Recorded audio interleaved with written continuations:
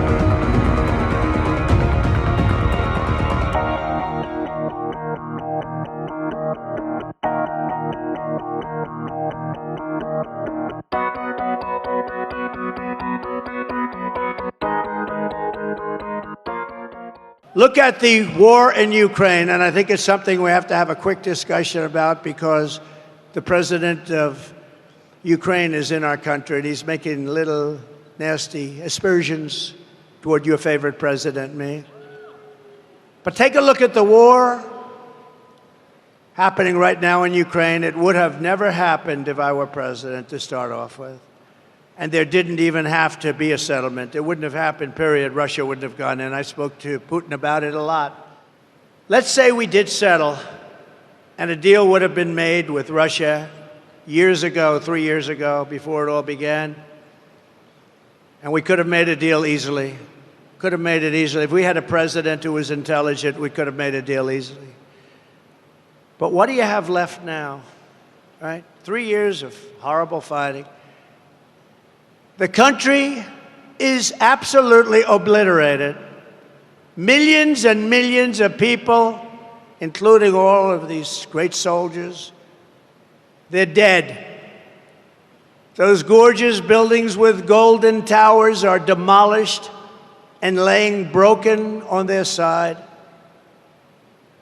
And you'll never see that kind of a town or city again. Can never be duplicated. They're all demolished other than Kiev. Many, many Russian soldiers are dead. A deal could have been made. There wouldn't have been one person that died, and there wouldn't have been one golden tower laying shattered on its side. A deal could have been made if we had a competent president instead of a president that egged it all on. And Biden and Kamala allowed this to happen by feeding Zelensky money and munitions like no country has ever seen before. Every time he came to our country, he'd walk away with $60 billion. He's probably the greatest salesman on earth. But through a lot of bad statements and stupid statements, he went in, and he's no angel. It's all such a horror. Biden and Harris caused this situation by the stupidity of what they said, by every move they make. But they caused the situation, and now they're locked in. They're locked in. I watched this poor guy yesterday at the United Nations. He didn't know what he was saying.